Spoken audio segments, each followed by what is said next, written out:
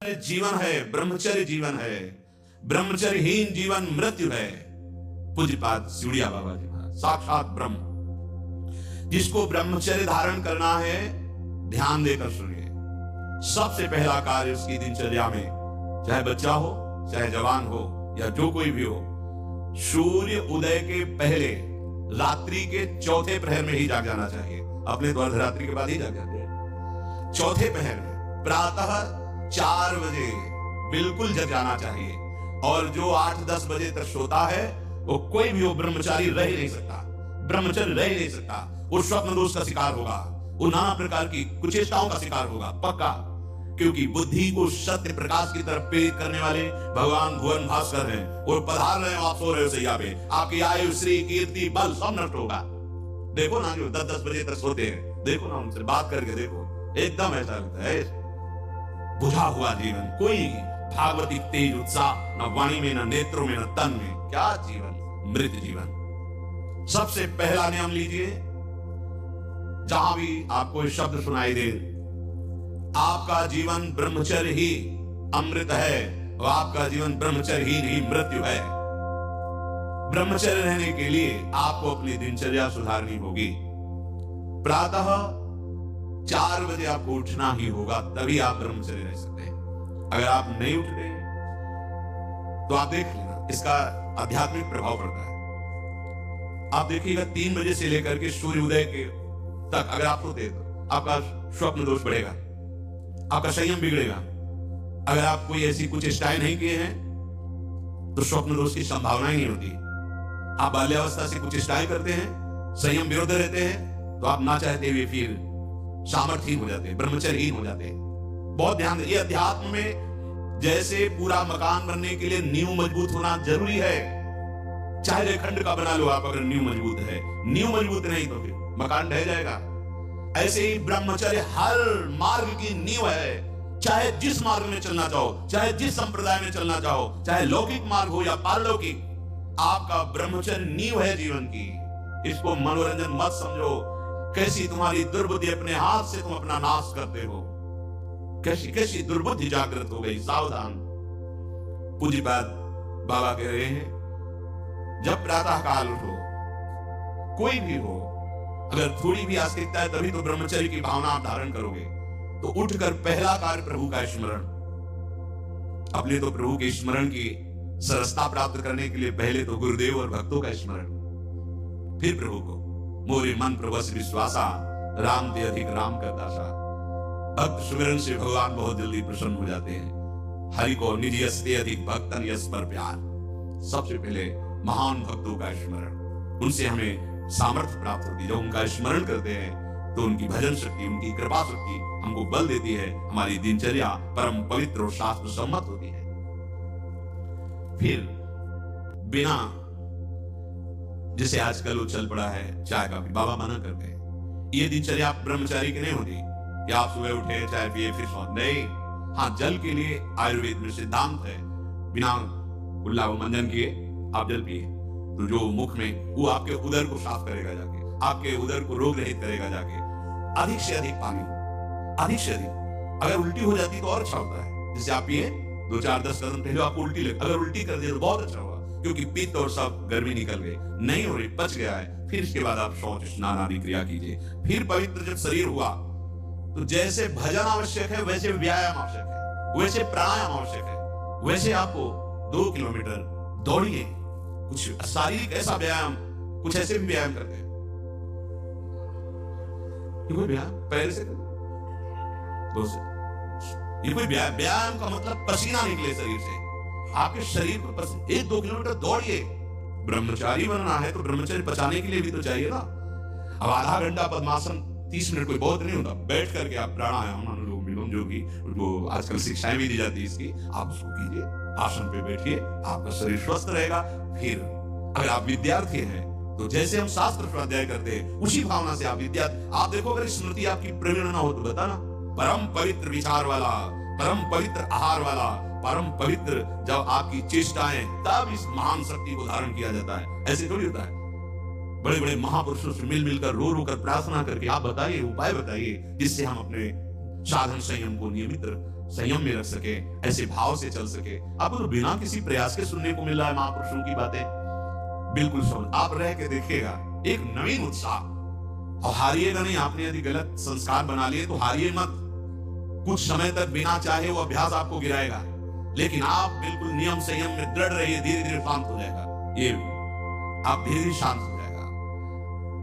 अब आपकी दिनचर्या में दो प्रकार के ब्रह्मचर्य, एक आजीवन ब्रह्मचर्य, तो वैरागी का तो आजीवन ब्रह्मचर्य होता है। जो प्रवृत्ति गृहस्थ मार्ग में, उनका संयम का होता है। शास्त्र संयम के अनुसार बर्ताव करे तो उसका जीवन बड़ा सुखमय जाएगा। केवल मन के अनुसार चलने पर कि आप गृहस्थ हैं तो आपके लिए छूट नहीं। देखो, परम ब्रह्मचारी भीष्म जी अपहरण करके स्वयंवर में जीत कर जबरदस्ती राजकुमारी, वो एक राजधर्म है, मैं ले जा रहा हूं राजकुमारियों को महाराज विचित्रवीर के लिए हस्तिनापुर के सिंहासन पर आरूढ़ है, जिसकी ताकत हो थोड़ा, वो राजाओं का है। अंबा ने तो अस्वीकार कर दिया कि या तो आपने अपहरण किया, आप स्वीकार कीजिए, नहीं तो मैं हूं। दो जो और संयम को भूल गए। महाभारत प्रसंग में है, राजक समारोह हो गया और मृत्यु को प्राप्त हो गए। बहुत सावधानी। ऐसा नहीं कि आप गृहस्थ में हो तो आप, ये कोई आपके लिए धर्म नहीं है। धर्म संतान उत्पत्ति, भगवान की सृष्टि पूजा के लिए, वो भी संयम भगवत भाव में स्थित रहते हुए। ये मनुष्य जीवन ऐसे बर्बाद करने के लिए नहीं मिला है मनमानी आचरण। यदि सत्संग नहीं सुनते, शास्त्र स्वाध्याय नहीं है, आस्तिकता नहीं है, तो चाहे स्त्री शरीर चाहे पुरुष शरीर, पशुता रहती है। क्या जीवन है? वीर, प्राण, मन, इन तीनों का परस्पर घनिष्ठ संबंध है। एक भी स्थिर हो जाए तो तीनों स्थिर हो जाएंगे। ब्रह्मचर्य ठीक, मन एकाग्र और प्राण सूक्ष्म। सूक्ष्म प्राणों के द्वारा ही परम योग को प्राप्त किया जाता है। स्थूल प्राण, बहुत खाना, बहुत चर्बी बढ़ाना, ये साधन हो पाएगा? शांत। ऐसे आटा लगा दिया जाए, उड़े ना।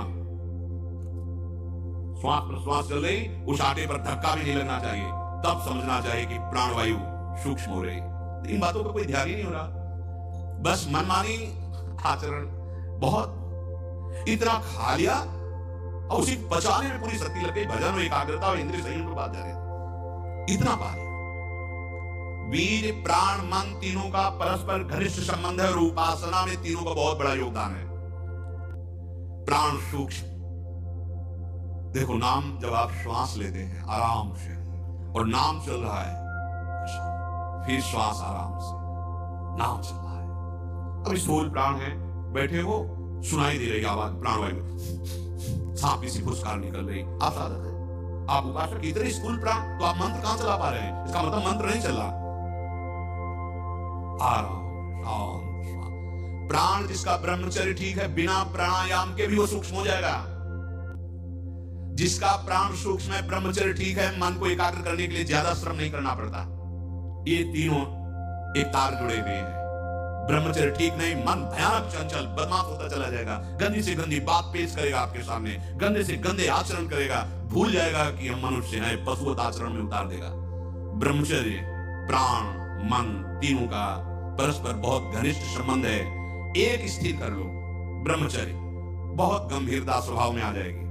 ब्रह्मचारी का स्वभाव गंभीर होता है, विचार परिपक्व होता है, स्मृति प्रवीण होती है उसकी, और हर कष्ट सहने की सामर्थ्य होती है। गर्मी, सर्दी, बरसात, पीड़ा, अपमान, निंदा, वो महान शीतलता अंदर प्रदान करता है। मस्ती एक रहती है, और कहीं निरंतर भजन और ब्रह्मचर्य, फिर क्या दुर्लभ रह गया संसार में उसके लिए। इसलिए हमारे शास्त्रों ने, ब्रह्म ऋषियों ने ब्रह्मचर्य पर बहुत जोर दिया है।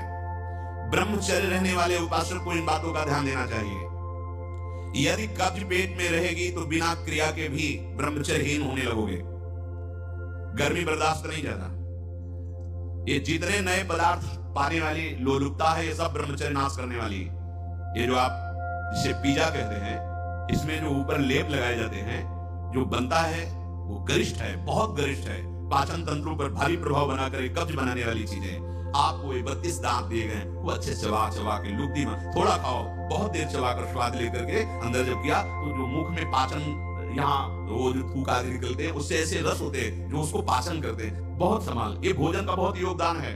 अगर कब्ज हो रही है तो ये अनुभव में लाई हुई वस्तु है, ये ईशबगोल की भूसी और छोटी हर। जैसे 1 चम्मच 1.5 चम्मच ईशबगोल की भूसी, और अगर आप पहली बार तो आधा चम्मच वो हर छोटी वाली हर मिला लीजिए और 250 ग्राम दूध में पाकर के सेवन कीजिए। वो ऐसा नहीं करेगा कि आप एकदम पेट साफ कर दें। 10 दिन 15 दिन लगा, वो धीरे धीरे आपकी आंतों से वो ऐसा ये सेवन किए, बहुत समय तक सेवन किए, क्योंकि कभी ऐसे जैसे रूखा सूखा मिला, कभी ना मिला तो ऐसे कब्ज की तो ये पास रखते थे, थोड़ा इसबगोल की भूसी और हर। दूध ना मिला तो थोड़ा पानी से ले लिया, थोड़ा कम प्रभाव पड़ेगा, पर वो धीरे धीरे। अति ऐसी औषधियां जो आंतों को जाके वो भी नहीं ठीक है, क्योंकि वो चीजें इतनी गर्म होती है, ब्रह्मचर्य का नाश कर देगा। बहुत संयम की आवश्यकता है ब्रह्मचर्य के लिए। तो कब्ज मत होने दीजिए और जल की कमी नहीं होनी चाहिए। 2.5-3 लीटर जल तो होना चाहिए। आपकी जो एसिड बनती है, आप लोग शंका शुरू होती है, उससे आपके स्वास्थ्य को लाभ मिलता है। सुबह से शयन तक 2.5-3 लीटर पानी पीना ही चाहिए यदि आप संयम से चलना चाहते हो। मैदा और गरिष्ठ वस्तुएं, चाय और कॉफी ब्रह्मचारी के लिए निषेध है। नौजवान बच्चे हैं, चाय और कॉफी भी काहे को, 60-50 की अवस्था है, शरीर थोड़ा रुग्ण जैसा, तो आप चाय आदि ले लीजिए। आपको चाय की क्या आवश्यकता है? आपका तो ब्रह्मचर्य खुद इतना पावरफुल, चाय और कॉफी तो विघ्न है आपके लिए। बहुत कलयुग का बड़ा भारी प्रभाव है। आगे कह रहे हैं कि अत्यंत आवश्यक हो तो शरीर जिसका रोगी है उसकी सेवा के लिए अगर आपको सेवा लगाई गई, या किसी को सेवा कार्य के लिए, ऐसे बकाया किसी को स्पर्श मत करो, क्योंकि सबके शरीरों में परमाणु होते हैं, अपने अपने स्वभाव, अपने अपने आचरण, शरीर में, वस्त्र में, सैया में। एक विश्राम स्थली जो आपकी सैया है, आप कैसे सोते हैं उसमें उसके परमाणु है, वस्त्र में परमाणु है, शरीर में परमाणु है। अगर आप ऐसा ही व्यवहार रखेंगे तो आप लड़ नहीं पाएंगे, आपके परमाणु इतने पुष्ट नहीं होंगे कि आप विकारों पर विजय प्राप्त करें। स्वाभाविक भीड़ में कोई छू रहा हो बात अलग है, हमें छूने की चेष्टा, अगर किसी रोगी की सेवा तो फिर विचार नहीं करना है, कोई सेवा में है तो हमें विचार नहीं करना है। स्वाभाविक ऐसे हंसी मजाक या व्यवहार में हम बचें, स्पर्श से बचें। यहाँ वो छुआछूत वाला स्पर्श नहीं, अपने परमार्थ को पुष्ट करने की बात है। कभी किसी को मजाक में भी अश्लील बातें मत करो, मजाक से भी। जैसे हंसी मजाक में आप ऐसे, उसका प्रभाव पड़ेगा, वो शब्द है, वो आपके अंदर पहुंचेगा, मनन करेगा और फिर वासना जागृत कर देगा। आप कोई ऐसे कपड़े बनावटी मत पहनो, आप अपने शरीर की वेशभूषा ऐसी मत बनाओ, आप ऐसे शौकीनी प्रकट मत करो जिससे तुम्हारा शरीराभिमान पुष्ट हो, इससे काम बढ़ेगा, इससे वासना बढ़ेगी। बाबा कह रहे हैं कि ऐसे कपड़े, ऐसी सजावट, ऐसी बनावट, ऐसे लेपों के लगाने से शरीराभिमान पुष्ट होता है और आपकी काम वासना बढ़ती है। शरीर, मन, बुद्धि, किसी की भी उन्नति नहीं होती जो शरीर सजाने में, शरीर के, उससे सब बिगड़ जाता है। देहाभिमान, देह भाव पुष्ट होता है, देह भाव पुष्टता में ही सारे विकार अपना राज्य करते हैं। बहुत सावधानी की जरूरत है, बहुत सावधानी। बड़ा पवित्र वेश, पवित्र वस्त्र पहनो, हाँ, सावधानी पूर्वक चलो, इससे कोई वीआईपी पना प्रकट नहीं होता। इससे आपकी मन की, आपकी बुद्धि की, आपकी चित्त की दशा गलत मार्ग में चली जाएगी, क्योंकि शरीर भाव आप पुष्ट कर रहे हैं, शरीर को दिखाना, शरीर का सजा। हम ये नहीं कहते कि आप बाबा जी बन जाओ, आप सब पूरे मुख में रज लगाओ, ये तो हम लोगों के लिए, पर आप उचित ऐसी सभ्य पोशाक हमारे देश की रही है, बड़ी मर्यादापूर्ण रही है, आप उस पर ध्यान दीजिएगा, क्योंकि आप ऐसे जैसे शरीर सजाना से, इससे आपको दुख मिलेगा, आपका मन वासना में हो जाएगा, आपकी भावनाएं दूषित हो जाएंगी। संत समागम तो शरीर राग नष्ट करने के लिए, परमानंद आप भजन करो, देखो आपको ऐसा सौंदर्य प्राप्त होगा, अंदर आपका ऐसा सुंदर रूप होगा। देखो ना, आचार्य चरण कहते हैं, लक्ष्मी कोटि विलक्ष लक्षण लसन लीला किशोरी सतई राधाभ्यम ब्रजमंडली मधुरम राधा। जो हमारी स्वामिनी जी के दासी भाव को प्राप्त होता है, उसको इतना सुंदर रूप मिलता है कि करोड़ों लक्ष्मी आश्चर्यचकित हो जाएं, ऐसा राधा दासी का स्वरूप होता है। इधर आओ, इतना सुंदर रूप प्रिया प्रीतम का, इतना सुंदर रूप आपका, और ऐसे महासुख में निमग्न होना। ये चमड़ा सजाते तो कितने जन्म बीत गए और इसी चमड़े में आग लगाई जाएगी, यही चमड़ा गाड़ दिया जाएगा। प्यारे, कुछ समय के लिए मिला है, इसी से तो राग मिटाने का अवसर है। आप इसको सजा के और वासनाओं के खेल में उतर रहे हो, कितनी बड़ी हानि कर रहे हो। अभी आप समझ नहीं रहे, इसलिए आपको बुरा लग सकता है कि हमारे पहनावे पे बोल रहे हैं, हमारे ऐसे नहीं। आप अच्छे से अच्छे कीमती वस्त्र पहनिए और उसकी सादगी होनी चाहिए। आप अच्छा पाइए, आप अपने उचित शरीर का श्रृंगार कीजिए। सुंदर मनुष्य शरीर मिला है, देखो, जो पशु श्रृंगार करने योग्य नहीं, वो तुमसे भी सुंदर होते हैं। कैसी रंग बिरंगी है उनके सब बाल, और देखो सब एकदम सुंदर, भगवान उन्होंने रचना की है, तो आपके तो हाथ हैं, आप अपना, पर उतना जिससे आपका हृदय मलिन होकर वासनाओं के प्रवाह में ना बह जाए, या हमारे को देखकर किसी के हृदय में ऐसा गंदा भाव ना आ जाए। दोनों, अपने को बचाओ और दूसरों को भी। जो तुम्हारे मन में काम भाव पैदा कर दे, ऐसे पदार्थ मत पा। अनुभव करो। भोजन पाते हो, पाने के बाद भजन में मन लग रहा है या वासना में जा रहा है? वासना में जा रहा है तो क्यों जा रहा है? क्या नया पदार्थ पाया और उस पदार्थों को जीवन भर के लिए छोड़ दो। अनुभव करो। जब कभी किसी साधु को पवाना हो तो नाम कीर्तन करना, कोशिश करना कि आपका चिंतन भी भागवतिक हो, क्योंकि उसका प्रभाव पड़ता है। आप जो बनाते हैं उसका प्रभाव पड़ता है। एकदम शीशे की तरह अंतःकरण हो जाता है, एक एक बात दिखाई देती है। तो जिन पदार्थों के पाने से, जैसे प्याज लहसुन मना किया जाता है, ये वैसा निषेध नहीं कि जैसे मांस आदि, ऐसा ये तमोगुण पैदा करके वासना प्रवृत्ति को बढ़ाता है, इसलिए मना किया गया कि अगर आपको दीक्षा लेनी है, आपको भजन मार्ग में चलना है तो रोकना पड़ेगा। ये निद्रा, आलस, प्रमाद, तामस, क्रोध, वासना इसको प्रकट करने वाला है, इसलिए संतों ने इसको निषेध कर दिया। नहीं तो इसकी उपज बड़ी पवित्र सी, जैसे आलू पैदा होती है वहीं पैदा होता है, भूमि में तो होता है, और उसका प्रभाव जैसे तुलसी के पत्ता पास में गांजे का पेड़, वो भी तो ऐसी जगह मिलेगा, लेकिन वो प्रभाव तमोगुण पैदा करके व्यसन हो गया। तुलसी जी परम पावन भगवत अनुराग बढ़ाने वाली बन गई। और कोई भी सुगंधित पदार्थ जब तक प्रसादी न हो तो शरीर में नहीं लगाना चाहिए, इसका प्रभाव पड़ता है, रजोगुण पैदा करके भोग वासना प्रकट करता है। श्री जी को अर्पित तो भक्ति हो गई हमारी श्री जी की श्री अंग की गंध है। या औषधि के लिए आप ले सकते हैं। नियमानुसार व्यायाम, भोजन उतना जो पच जाए। अगर आपको शाम टाइम लगता है कि खट्टी डकारा नहीं, पचा नहीं, तो भी बैठने की जरूरत नहीं, उपवास करो, दूसरे दिन पाना कोई मर थोड़ी जाओगे, आपकी आंतों को थोड़ा विश्राम मिला। प्रतिदिन सोते समय दांतों की सफाई करके सोएं। आपके दांत ठीक होने चाहिए, क्योंकि आप अच्छे से चबाएंगे तो आपकी पाचन शक्ति ठीक होगी। 2 बार स्नान ब्रह्मचारी को अत्यंत आवश्यक है। और यहां पेट में ठंडा ठंडा जल ऐसे, यहां तो कई बार जल डालिए, जैसे ऊपर स्नान किया, फिर आधे यहां नाभि से लेकर 10 कमंडल कम से कम ऐसे आराम आराम से, आपके ब्रह्मचर्य की बहुत पुष्टता होगी और आपकी गर्मी शांत होगी। रात्रि के समय सोते समय विचार कीजिए, आज हमसे कौन सा विचार, कौन सी चेष्टा ऐसी गलत हुई जो नहीं होनी चाहिए, और उसको नियम लेकर दूसरे दिन से ना होने पावे। आप खुद विचार कीजिए। मांस और शराब और कोई भी नशा, ये तो कहीं प्रवेश ही नहीं है, पर धोखे से भी कभी बिल्कुल नहीं। ब्रह्मचर्य रहना है, भगवत प्राप्ति करना है, तो आप वृत्ति भगवदाकार है, वो खेल खेले उनकी बात अलग, महापुरुषों की तो 10 तोला जहर भी खा के पचा जाते हैं ऐसे संत हुए। तो हमको अपने कोई भी व्यसन साधना में, देखो सबसे पहली गलती तो ये होगी कि वो व्यसन हमें अपना चिंतन कराएगा समय पर, हमें कोई व्यसन नहीं करना। और ध्यान से सुनिए, ब्रह्मचर्य पालन के लिए इमली और खट्टे पदार्थ बिल्कुल जहर है ब्रह्मचारी के लिए। ब्रह्मचर्य पालन के लिए लाल मिर्च, प्याज, लहसुन, गरम मसाला जो सब्जी है ये बढ़िया हो। दोपहर में भोजन के पश्चात 15 से 30 मिनट तक विश्राम।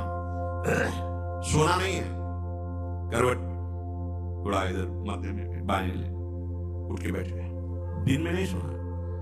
जो रात्रि में सेवा करते हैं उनके लिए छूट है। हम रात्रि में बंगला बना रहे हैं श्री जी का, या जो सेवा परायण है, जिनका अखंड नाम कीर्तन हो रहा, रात्रि में ही कीर्तन है, दिन में सोना नहीं, रात्रि में कीर्तन करना है, तो चल कैसे पाएंगे, वो दिन में सो ले। सायंकाल के समय भोजन निषेध है, संध्या का समय हो रहा हो, भोजन निषेध है, शास्त्र स्वाध्याय निषेध है, उस समय कीर्तन, नाम जप आदि। और रात्रि में भोजन पाने के 30 मिनट भ्रमण करें, भोजन पाने के बाद घूमिए, फिर शयन कीजिए। अगर ब्रह्मचर्य रहना है, नहीं तो खा पी के और दूध पी के फिर सो गए, फिर नहीं ठीक रहेगा। दिन में उपासक को कभी नहीं सोना चाहिए, ये छूट उसके लिए जो रात्रि में सेवा परायण है, जगते हैं। यदि रात में आपको जगना पड़े तो अपनी नींद पूरी करने के लिए उससे कम समय में काम चला लीजिए। सोते समय भगवत चिंतन अत्यंत आवश्यक है। यदि आप सोते समय छूट दे दी तो गलत चिंतन उस समय जरूर होगा, और गलत चिंतन हुआ अगर सो भी गए तो धोखा हो जाएगा, और अगर जगते रहे तो धोखा हो जाएगा। सोने के समय ऐसे सावधान रहो जैसे मरने वाला सावधान रहता है कि अब तो मृत्यु आ रही है, राधा ऐसे सावधान। जब एकांत कर्म में तो बिल्कुल सावधान। उस समय क्या करते हैं हम लोग, असावधान हो जाते हैं, छूट दे देते हैं। अगर मोबाइल है तो मोबाइल में लगे, नहीं तो चिंतन मनन वो कहीं ना कहीं भटकाव में आ जाएगा, भटकाव में आ जाएगा, आपसे धोखा हो जाएगा। बहुत सावधानी बात मान लीजिए, आपका एकांत परम पवित्र और सावधानी पूर्वक होना चाहिए। जब तक नींद ना आए, अपने लोगों ने तो अभ्यास किया गुरुजनों की आज्ञा से, जैसे अब दिनचर्या पूर्ण हुई, अब शयन करने जा रहे तो माला लेके बैठ गए। जब तक ऐसे नहीं हुआ तब तक माला नहीं हटानी, बैठे। जब लगा कि अब बस सो ही जाएंगे, कभी कभी माला छाती में रखे ही सो गए, फिर जगह फिर शुरू हो गया। भजन नहीं, अगर भजन उस समय एकांत में नहीं करते तो बकवास है, ब्रह्मचारी नहीं बन सकते। बहुत चंचल मन है, किसी न किसी बहाने से आपको धर्म भ्रष्ट करेगा, ब्रह्मचर्य भ्रष्ट करेगा, बहुत सावधान। उपन्यास, अश्लील पुस्तकें, बाबा के समय तो मोबाइल नहीं चला था ना, नहीं तो भी लिख देते, ये कभी ना पढ़ें, ऐसी कोई बातें ना पढ़ें, ऐसे कोई दृश्य ना देखें। ब्रह्मचर्य जो साधना है, इसमें व्यर्थ समय नष्ट करने वाला ब्रह्मचर्य नहीं रह सकता। आप अपने कार्य में रत रहिए, कार्य से विलग हैं, तो आपका चिंतन ब्रह्मचर्य की पुष्टता के लिए भगवत चिंतन, महापुरुषों के चरित्रों का चिंतन, इससे आपकी बुद्धि प्रवीण होगी और आपके अंदर जो मनोवासनाएं हैं उनका नाश होगा। फिल्म, सिनेमा, नाटक देखने वाला कभी ब्रह्मचारी बन ही नहीं सकता। अब देख लो भाई, सावधानी पूर्वक। इसलिए ब्रह्मचर्य ये महान साधना की भूमिका है।